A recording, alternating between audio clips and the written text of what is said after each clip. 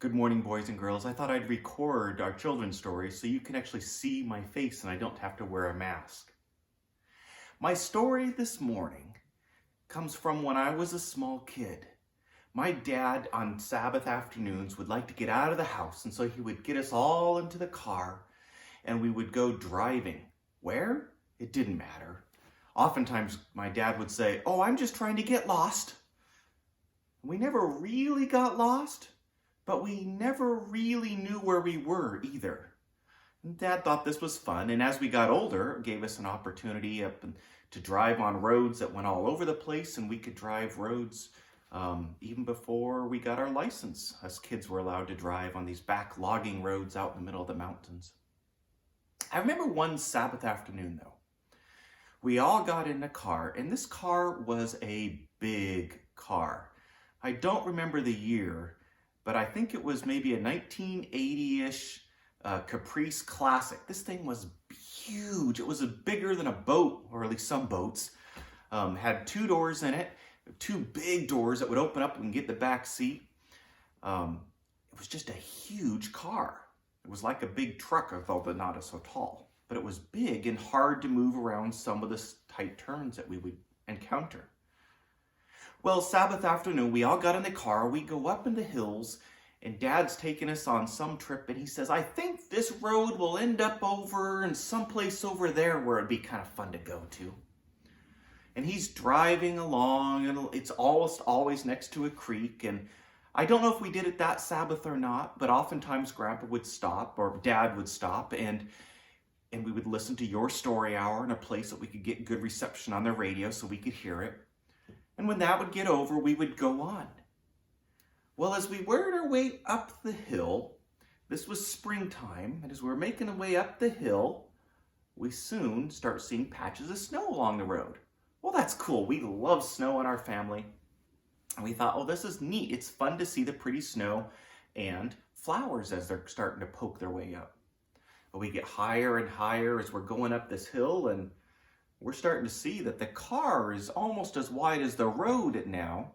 And on one side, I remember the right-hand side, it just went shoo. It was like a cliff that went straight down. And on the other side of the road was a cliff that went straight up. So there was no place to turn the car around. And there was, well, no room for error either. If Dad would to miss or go too far, we'd go off the edge. So he was being very careful, and my mom buckled her seat belt a little bit tighter, and we kept driving. Well, soon that snow along the side of the road got deeper and deeper, and wouldn't you know it, it went all the way across the road. And my dad, being more experienced than me, when I got stuck in the snow a long time ago, my dad decided to turn around. But where is he going to turn around? Well, he's looking ahead and he doesn't think he can get through it, but he's going to try. He tries to go through the snow and realizes that's just not going to work. So he's going to have to back all the way back down this mountain road. Well, he turns his head around and starts looking behind and driving and slowly going back. And we get to a place that's a little bit wider, and Dad says, "I think we can turn around here." So we slowly, carefully guided the car so it was turned and then went back and forth, and pretty soon the car was not going with the road, but going sideways on the road now. And that was good progress. We should be able to finish the turn. Except the front of the car got into a ditch on the uphill side of the cliff. So Grandpa got out, tried to push and move this big old huge car, but he couldn't do it. So he had my mom get out of the car, go to the driver's side of the car, and get in it. My mom's getting in the car, and she looks ahead, and straight ahead is the cliff wall. She can't move that way. You know what she sees in the rear view mirror? Nothing but sky. She can't see any ground. She can't see any road. There's nothing. All that she can see behind her is the sky, because the cliff goes straight down on that side. And my dad says, "Okay, honey, you're going to have to give it a little bit of gas." And so my mom puts her foot on the pedal and gives it just a little bit, but she sees that it's nothing but sky behind her. So she doesn't give it very much gas, and my dad's trying to move the car out of the ditch just a little bit, and honey, I need a little more gas. And my mom's like, oh, there's nothing but there, honey. And pretty soon my dad says the famous words in our family now, gun it, honey, gun it. My dad wanted my mom to press on that pedal, gas pedal, a little bit more so we can get the car to go out. But my mom's scared because all she sees is the sky. All she can think of in her mind is that she's going to launch the car off into midair with her and the kids, and we're not going to be ever seen of again. Well, Dad stopped and said, okay, this is what's going on. I can see that we have to go up a little bit more. You're going to have to give a little gas. You're just going to have to trust me. I can see what's going on, and you can do it.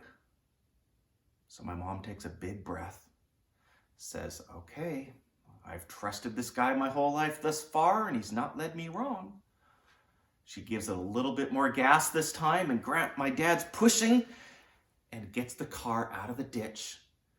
My mom then gets back into the passenger side. My dad gets back into the driver's seat, gets the wheel, finishes turning the car around, making it back and forth, and going back down the mountain.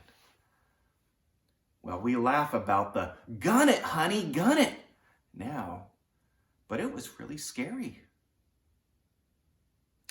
The only reason why my mom was willing to give it more gas was because she trusted someone. And she knew that that someone she was trusting, she had a relationship with before, and she knew that that person could see what she could not see. Boys and girls, there's going to be times in our lives that we don't have a clue how to really go on. We're going to feel stuck in a ditch. And Jesus or God's going to tell you, you just need to do, and you're going to be like, that sounds crazy. That won't work. But if you follow that little voice, because for me, it's just a little tiny voice in my head. It's not a loud voice. I have to listen very carefully to hear my conscience and God talking to me. If I trust that voice and follow it, God's always been able to get me out of the problem I've been in. But the only way that works is if you start trusting and talking to God now to be ready for those times when you're in the ditch. Thank you, boys and girls. Have a wonderful Sabbath.